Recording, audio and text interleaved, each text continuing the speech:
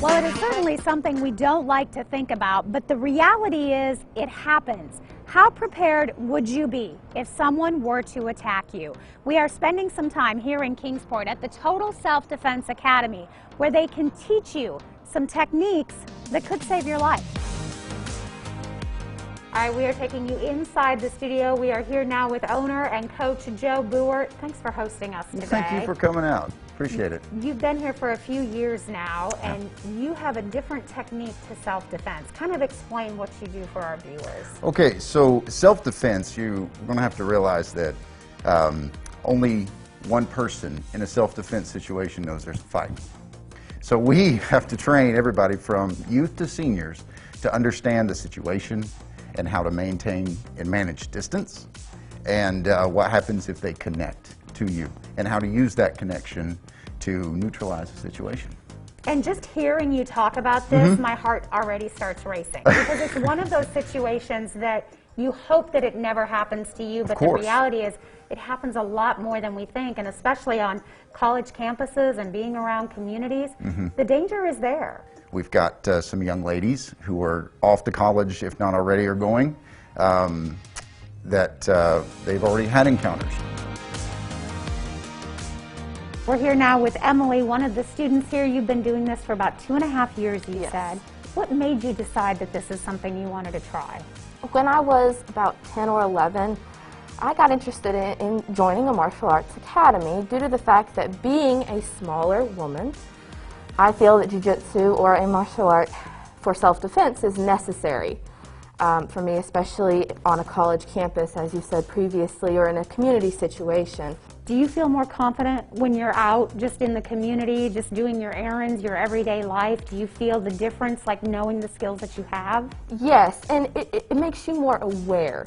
See, we don't train to think, oh, I do not need to be prepared, I don't need to be aware because I know these skills. No, we train to be aware, to be able to have these skills, to use them in a situation.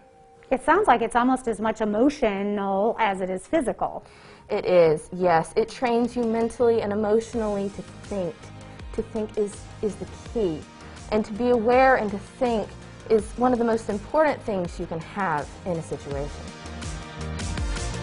Gracie Jiu-Jitsu in particular is the optimal form of self-defense. You can neutralize a situation no matter how big or how fast or how flexible the other person is. Because most of the time when you're thinking about this, you think, how would I possibly push away this person who's twice my size? Of course, and we would be happy to demonstrate. I've got some of our students here who are much smaller than I am, and can show you just the idea of what jiu-jitsu uses, which is leverage. So, you know, we are created, we have bones, we have structures to use and frames to use to be able to lift and move a heavier body. And you were showing us some of those techniques, and just kind of walk us through some of the things that you were showing us. You said there's a couple of them that you use a very specific technique. Of course, you know, we deal a lot with unwanted touching, especially with females.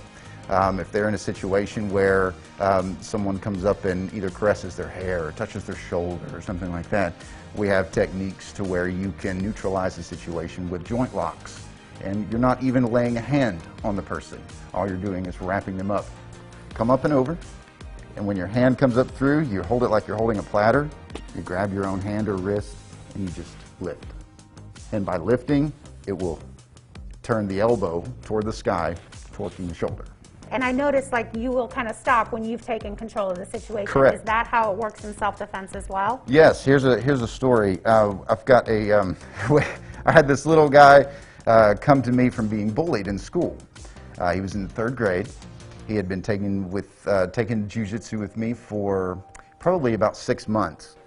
After about 6 months, he was in the lunch line. He was threatened to be punched by a fellow student, and he used a jiu-jitsu technique that put the boy on the ground. There was no strike.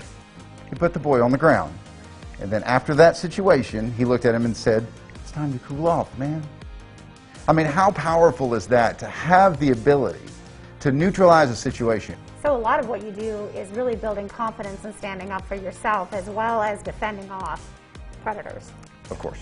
that's exactly what we're in the business of doing. Wow. And you have some introductory, you say, you know, come in, see what it's like, and see if this is something you're interested in. Of course, you know, I understand that jiu-jitsu it's unique. It's unique. It takes a different kind of thought process to get into it. This is not karate. This is not taekwondo. This is not kung fu.